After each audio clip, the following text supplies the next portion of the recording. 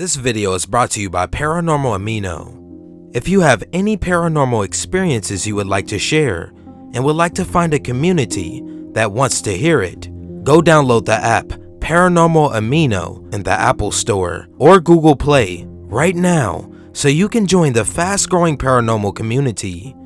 On the app, you can interact with other paranormal lovers through public chats, take quizzes to test your knowledge, take polls, and even read other stories from members who have had experiences with the unknown. I invite you to take a poll on the app where I ask, if you are home alone and saw someone outside your window looking in, what would you do? Go fill the poll out by making sure you download the app Paranormal Amino on the Apple Store and Google Play. It is totally free. Again, I would like to thank Paranormal Amino for sponsoring this episode.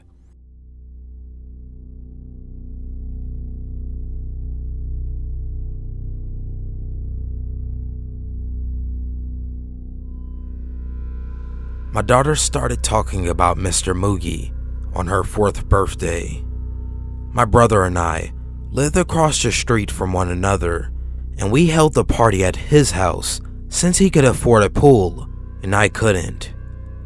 That day, the shift was indicated by a small tug on the skirt. I turned to see the beautiful hazel eyes of Melissa, my daughter, staring up at me. "Mommy, Mr. Moogie wants to come home with us." I knelt down to get on her level. "Who's that, baby?"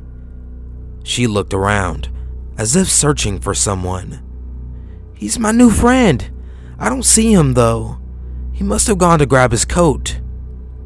I realized then that my little baby had her first imaginary friend.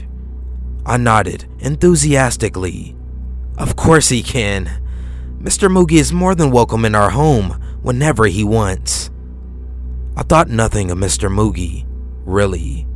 Although, things around the house were strange after that, and a lot of it had to do with Mr. Moogie. She insisted on having her window open every night, and Mr. Moogie never seemed to want to be in the room with me. Every time I'd ask her where he was, she'd say something like, "He went home for the day," or "He decided to go for a walk around the block." I once jokingly asked if he didn't like me. She looked at me, hurt. "Oh no, Mommy. Mr. Moogie loves you a whole bunch. He just gets shy." This went on for a year. The only problem was, the more time went on, the more immersed she became in Mr. Moogie. She changed a lot of parts of her personality, which she said was something Moogie wanted for her. My emotions were mixed, worry and frustration.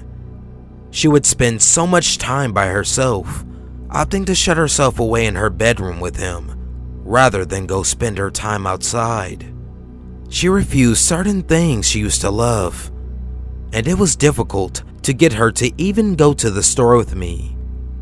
I'd try to take her to her dad's on weekends, but if I could even get her there without her throwing an enormous fit, I'd get a call within a few hours from my ex-husband, absolutely insisting that I pick her up. She was out of control at that point. She trashed his house on several occasions before he finally threw his hands up and yelled, "God damn it, Mary! Take your fucking kid and get out of my life!" She held her head in shame as I explained, while trying to contain my sheer anger, that what she did was entirely wrong. She just kept saying, "Mr. Moogie said it was the only way I could stay with you." I felt fed up, but I was more worried. I wanted to badly take her to the doctor, but the divorce left us broke and without insurance. Silently, I hoped she would grow out of it. One morning, I woke up to find that Melissa was fully dressed. Most of the time, she would opt for pajamas. "What's the special occasion?"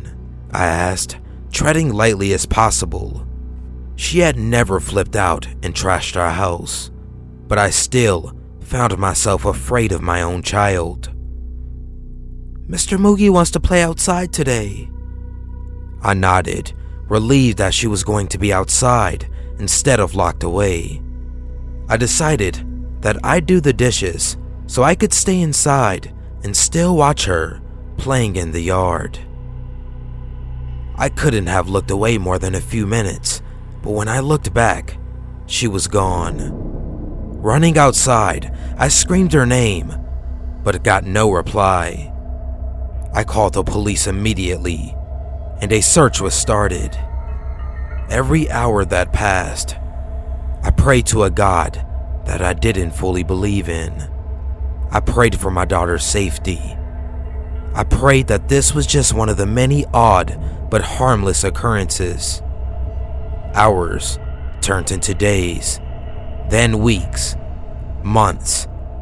Half a year had gone by, and there was no sign of Melissa. At 2:37 a.m., on an abnormally warm October night, a call came into the station from a man claiming to have seen someone carrying a body through his backyard.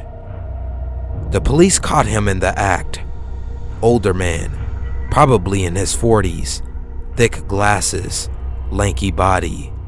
Nothing at all special about him, other than the fact that the body he was trying to bury was that of my little Melissa. I'm sure you don't want to hear the gory details, and I'm not willing to relive them. She had been abused in disgusting, inhuman ways for the entirety of the 6 months she had been gone. She was so thin and bruised, she was barely recognizable. I was asked down to the station and had my brother accompany me. They wanted to see if I could recognize the guy. My brother grasped my hand tightly, likely fighting back tears himself, as we stared at this strange man from behind weird mirror glass. It all felt like a bad episode of SVU. Detective Lorenzo stared with sympathy in his eyes. "Do you know this man?" I shook my head. "No, I've never seen him in my life." My brother looked at me with confusion. "What are you talking about? Don't lie to them, Mary." My head was so foggy. It took a few moments for me to realize what was said and reply, "No, I've never seen him." He looked a bit angry with me then. "Are you shitting me? He was in and out of your fucking house for the past, what, a year?" That was the tipping point. Later, I sat at a metal table across from Detective Lorenzo. His tone had changed from sympathetic to accusatory. "How do you know Thomas Mooney?" He pushed a photo of the man that killed my daughter across the table. I shook my head, almost too bewildered to speak.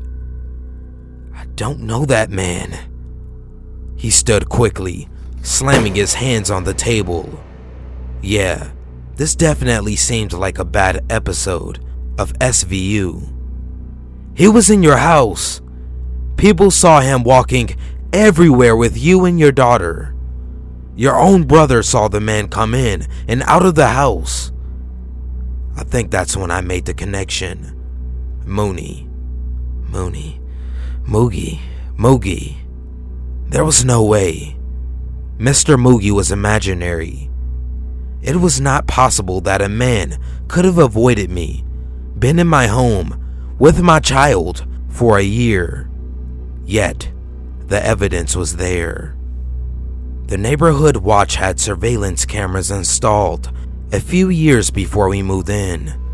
The footage showed Thomas Mooney, a man I never met until I saw him in that interrogation room, crawling through the windows of my home, mostly Melissa's bedroom window. Hell, he even came and went through the front door several times. They asked a few people around the community if they ever saw him. Most of them nodded solemnly. They all assumed that he was a relative or a family friend. He'd always follow at a distance, and I never thought to look over my shoulder. I never saw him. I never fucking saw him. Not once.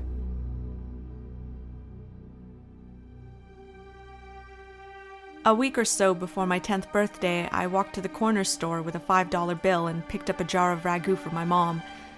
On my way home, a man I'd never seen before fell in step with me and began talking. "Hi," he said cheerfully. "My name is Dr. Ramsey. I'm a pediatrician. Do you know what a pediatrician is?" I walked along silently, not replying and fervently hoping he'd take that as a sign he should leave me alone. Subtleties were not his strong suit, though, because he kept right on chattering. "Are your parents looking for a pediatrician for you? Of course, you're almost a big girl now. You'll be needing another kind of doctor soon, won't you? That's okay, though. They can still bring you to me until then. What's your name? You have beautiful hair. I was just on my way to get some suckers for the candy jar in my office. Do you like suckers?" Thankfully, we were nearing my house, so I ran forward up the back steps and through the kitchen door. I didn't know it then, but that was the beginning of a very long, very scary ordeal. It didn't take long after that for Dr. Ramsey to begin showing up. At first, it seemed benign enough, at least to a kid. He would drive by nearly every day, smiling and waving. I told my mom, who said maybe it was on his way home from work, but then the phone calls began. My dad called me into the living room and sat me down. He asked about the day Dr. Ramsey followed me home and if I talked to him. He said I wasn't in trouble, but that I needed to tell him the truth. I told him no, and he asked if I was sure. Could I be forgetting something? I told him no again, and he frowned, then asked, "Then how does he know your name?" I didn't know. It turns out that was not all he knew. He knew my sister's name as well. Pretty soon, neither my sister or I were allowed to answer the phone. He called several times a day. At first, neither of us knew what he was saying. Then one night, one of my brothers told us that he was telling my parents that he was going to hurt me, and later my sister. Things got complicated after that. My dad had called the police, but as this was before there were any stalking laws, there was not a lot that they could do. They told my parents to call back if he tried anything. My dad then called a friend of his from back in the day who happened to be a cop. For the next month, my dad's friend escorted me to and from school. Suddenly, life as I knew it came screeching to a halt. I couldn't walk to school alone, I couldn't play outside, I couldn't walk to Super America, sort of like a 7-Eleven for those who don't know. When access to me was completely denied, things escalated. It was around this time he began threatening my sister as well. Then one afternoon, my sister, two of my brothers, my mom and I were in the kitchen. One of my brothers saw a glimpse of someone in the garage. They'd seen him too. Dr. Ramsey came bolting out of the garage, my brothers chasing after him. They ran all the way to Cherokee Park, where he lost them in the trees. My parents called the police again, but nothing came of it. The only information they had was a description and a name that was almost certainly fake. A couple of weeks later, we woke to find our dog hanging from the side porch. She was a gorgeous saddleback German Shepherd, born the same day I was. We were all devastated. The cops said there was no evidence it was him and ruled it accidental, but none of us believed that. His phone calls became more informative in the meantime. He would talk about who was home and who wasn't. If my brother would say my dad was home, he would tell him who was really in the house. He would also talk about the house itself, about the window in the kitchen he could easily open with a knife from the outside even when it was locked, and about the French doors that connected the living room to the side porch, and how the lock could be finagled from the outside if you jiggled it just right. That night, my dad put in some carpenter nails at the bottom of the French doors until he could get a new lock ordered. My parents had to go to a company event for my dad's work. My older brothers were at St. West's roller skating rink. My sister was on the phone with her best friend. My little brother was on the floor asleep. I was watching Devo on the midnight special with Wolfman Jack. It was late. Suddenly the top of the French door swung inward, and in the few milliseconds before the nails in the bottom caused them to snap back, I could see his silhouette. My sister whipped the phone at the television, and we ran up the stairs. About halfway up, we realized our little brother was still asleep on the living room floor. As quietly as we could, we slipped back down the stairs to go get him. We all went into our bedroom and didn't turn on the light. This way we could see outside. We watched out the window for a while, and when we didn't find him, we crept down the hall to our brother's room to look. We looked down and could see someone standing at the back door. He knocked loudly. "What do you want?" My sister asked out the window. He stepped back and said, "Is this the Mercy residence? I have a pizza for delivery. Can you come to the door?" She scoffed at him, declaring she was not stupid. She could see he didn't have a pizza, and she was calling the cops. He left. A short while later, my brothers returned home. We told them what had happened, and they walked around the yard watching for him. They came back in, and things settled down. By now, we'd pretty much given up calling the cops because it never helped, so we just went back in, each of us, except my youngest brother, still asleep, carrying a knife from the kitchen just in case. Eventually, one of my brothers went into the kitchen to get a bowl of cereal as a snack. You know that sensation you get when you can just feel someone watching you? Yeah, he had that in spades. He kept looking around the kitchen, through the doorway into the dining room, at the windows. He didn't see anything, but he could still feel eyes on him, so he went closer to the door to try to see better. The kitchen lights were reflecting on the windows of the door. It had 3 rows of 3 windows, so he still couldn't see.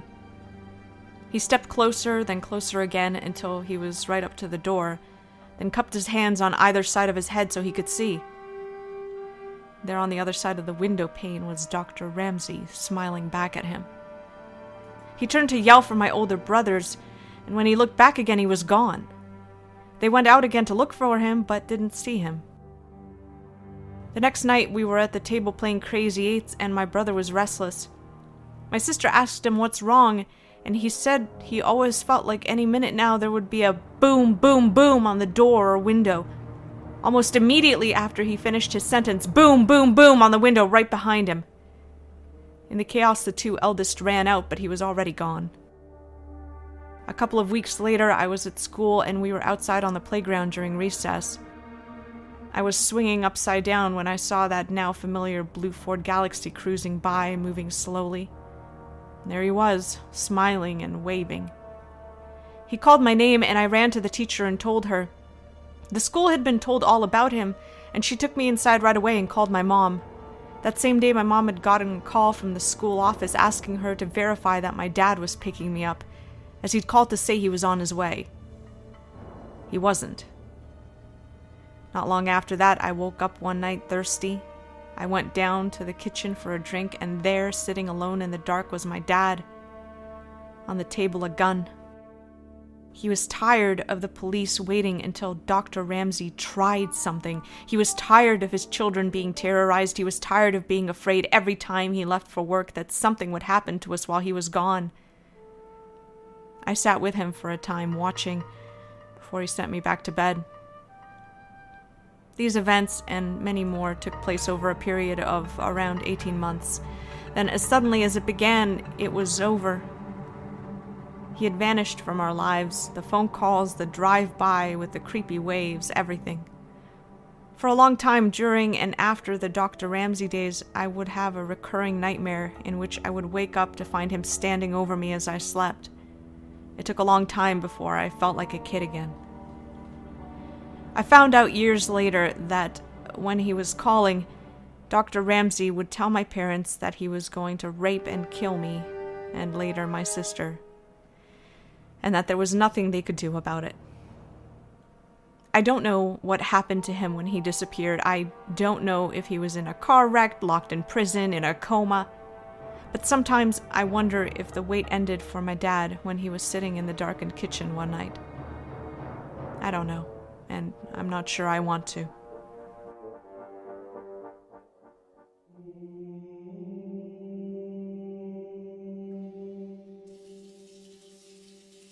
I have nightmares where I'm trapped in a shower. The drain is plugged, and the water won't stop pouring down on me. Water rises to my ankles, to my waist, and then over my head. The shower curtain turns to glass, and my screams turn to gargles. A dark figure presses its face against the glass on the other side, and it watches me. I plead, but it won't let me out.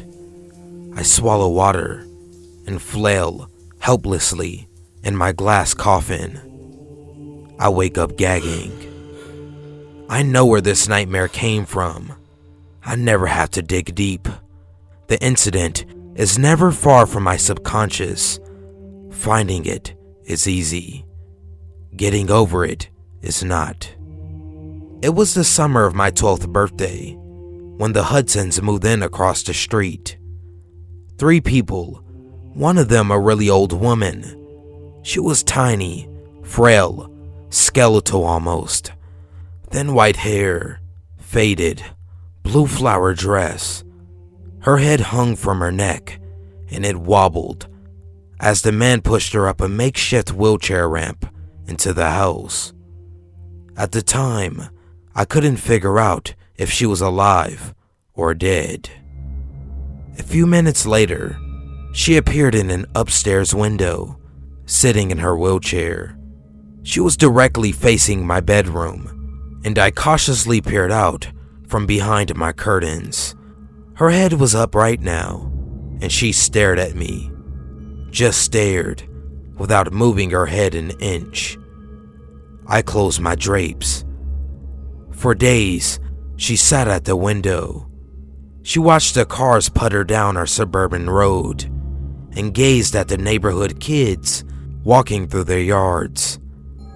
I never saw anyone else in the room, never saw her move from that wheelchair. At night, I'd nervously peek through the crack in my drapes. Her silhouette was still in that window, lights off, staring out into the darkness at my bedroom. I couldn't tell, but I knew she was watching me.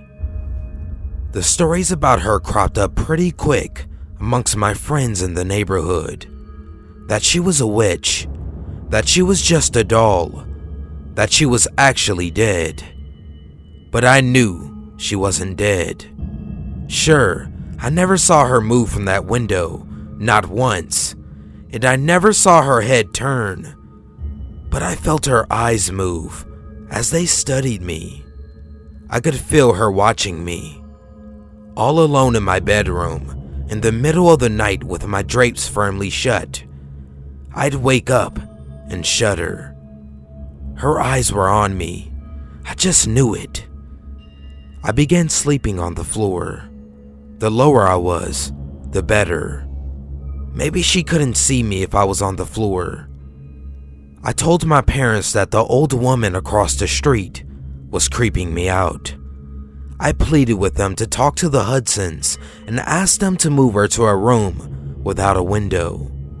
They laughed and told me to let her live out her twilight years in peace.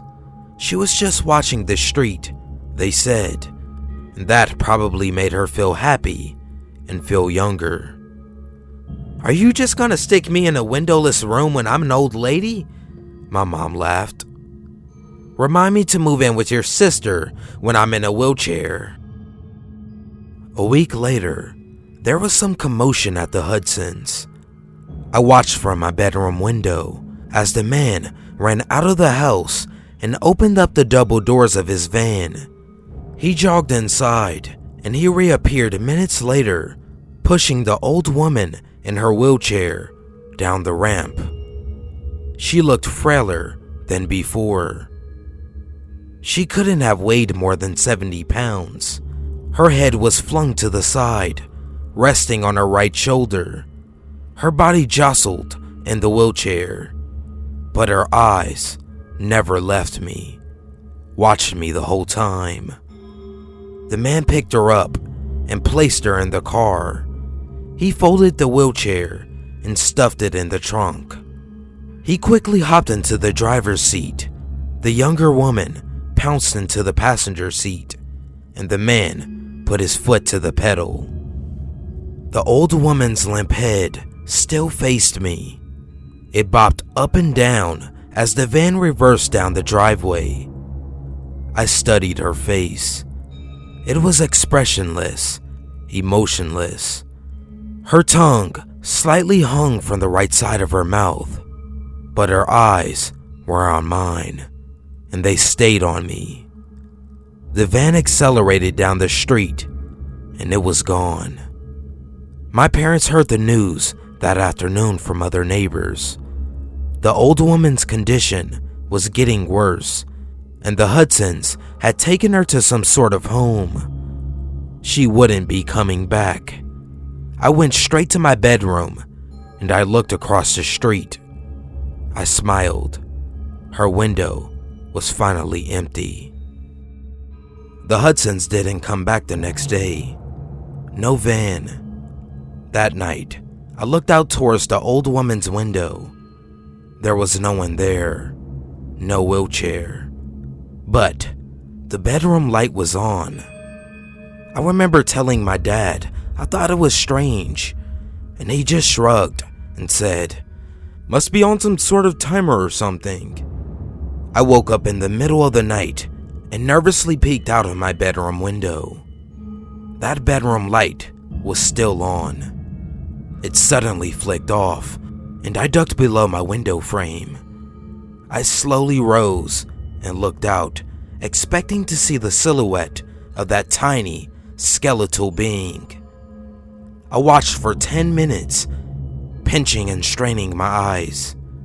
The lights quickly flickered on and then off again. I slept on the floor again, clutching my pillow close. I had a late baseball practice the next evening. When I got home, my house was empty. My parents were at my little sister's softball game. I headed to the shower to rinse off. About 3 minutes into my shower, I felt cold. The hot steam was escaping the bathroom somehow, which didn't make sense because I had to shut the door. I wiped the shampoo from my eyes, turned my head, and I heard a strange noise that would haunt me in nightmares for years. The metal rings of the shower curtain being dragged across the shower rod. Someone was slowly opening the curtain. The shampoo stung my eyes, and through the stinging, I saw a dark figure behind the curtain. Long, pale, bony fingers gripped the curtain. As it slowly opened, I instinctively backed up in the shower, and the curtain opened completely. There stood the old woman. I must have only looked at her for 1, maybe 2 seconds, but at that moment time stood still. All these years later, I can still draw you a vivid picture of the horrifying image in front of me. Disheveled white hair, crazy in her eyes, bones jutting out from under her stretched skin, stark naked. Blotchy skin, warts all over her body, skinny breast hanging to her waist, hair where I didn't know people grow hair. She smiled grotesquely, and I felt the shower tile against my back and the hot water pound my face. In her other hand, the old woman held a letter opener. "August," she mumbled. "August, August, August." I leaped past her, knocking her tiny body to the floor. I ran downstairs, naked and soaking wet. In my panic, I somehow remembered I was nude, and I yanked a pair of shorts out of the hamper in the laundry room, sending the hamper crashing to the floor. I hightailed it on foot down the street, eventually winding up at my friend's house. When the police arrived, they found the old woman crumpled to a heap in the bathroom. The shower was still running. The policemen were all really nice to me, admiring me for my bravery. I told them what she said to me. "August, and asked if they knew what she could have meant. "It will be August in a few days," one of them shrugged. "And you can never fully understand old and crazy, son." The Hudsons only came to our street once more to retrieve their stuff. The for sale sign was up in days. My mom told me they couldn't face the neighbors for what happened. Apparently they had taken the old woman, the man's mother, to a special home downstate. Somehow, some way, the woman managed to escape the home and caught a bus back to our town. It never quite made sense to me.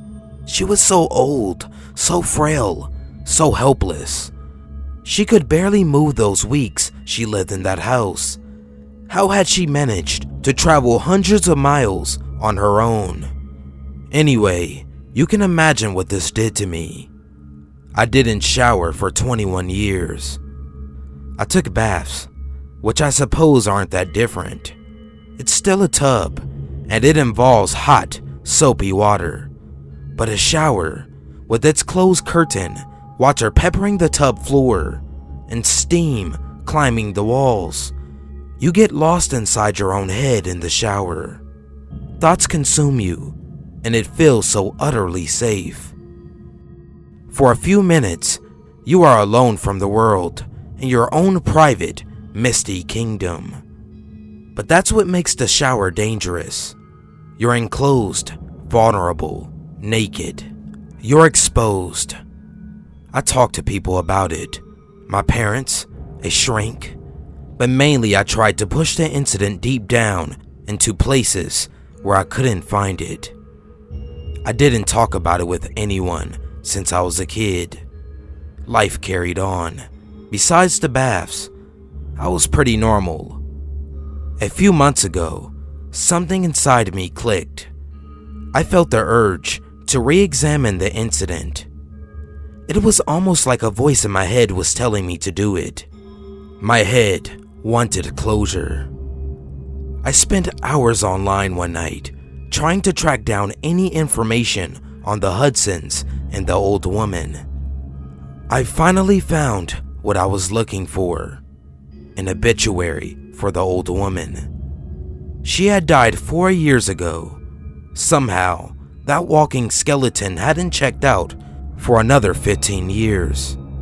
The obituary photo was a black and white picture from when she was a young woman. It was a photo of her and her deceased husband on their wedding day. His name was August, and he looked exactly like me. I closed the browser and stared at the computer desktop for 10 minutes. It finally made more sense why she called me August. Why she was obsessed with watching me. Maybe she used to write letters to her husband, and that's why she was clutching the letter opener that night. For a small moment, I felt a little better. Things always feel better when they make more sense. "Honey, is everything okay?" It was my wife. "I think so," I said. I took the first shower I had taken in years that night. I didn't even jump when the curtain rungs dragged across the shower rod and my wife entered. But as she embraced me under the hot water, one question wouldn't leave my head. How come the young woman in that wedding photo looks exactly like my wife?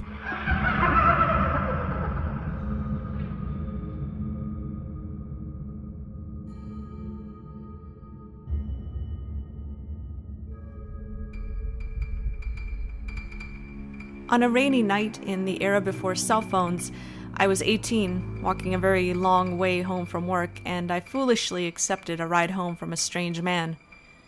Small town girl living in a lonely world, and I'd just gotten off a double shift. He was elderly, acted genuinely concerned for me, and I saw a Bible in the back seat. Probably safe, right? The car was old and broken down, and he had to get out to open the door for me.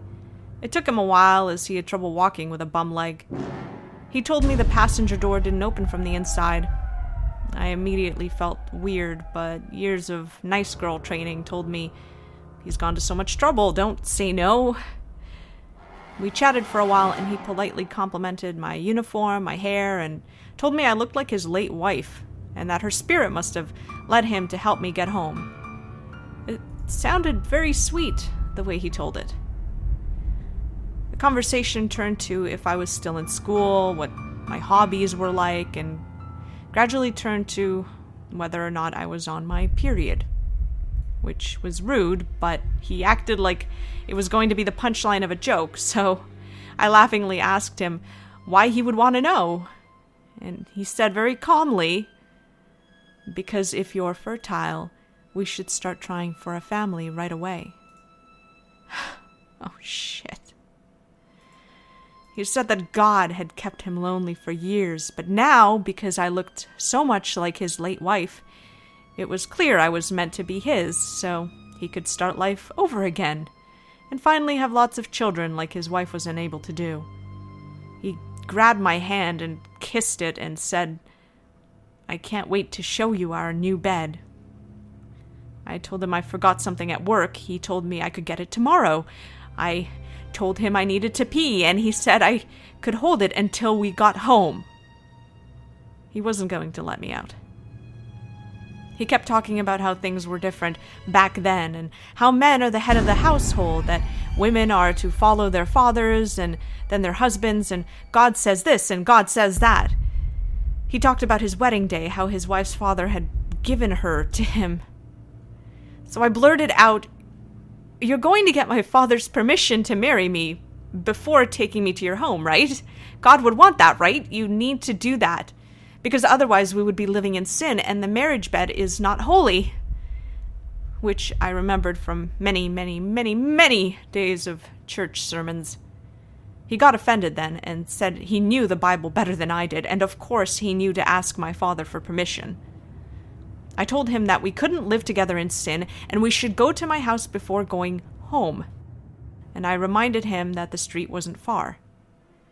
Still trying to keep the conversation light and joking, I told him that's what a godly man would do, and he wholeheartedly agreed. Then we got to the street where I'd previously told him I lived. He asked which house was my parents'. I gave him a fake house number far from mine and had him drop me there. He wanted to come inside. I told him I needed to let my parents know about God sending me a husband before he could meet them. I said it would take a few days. "Come back tomorrow." He said, "I'll give you a few minutes, but then we need to be on our way." I told him to drive around the block so I could have time to pack my clothes. He nodded and finally opened the car door.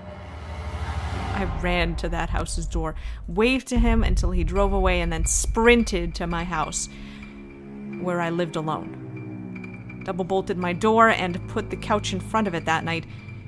Never saw him again. I did not call the police, though I wish I had. I moved in with my boyfriend a few days later, and I insisted on waiting at work until he could pick me up every night.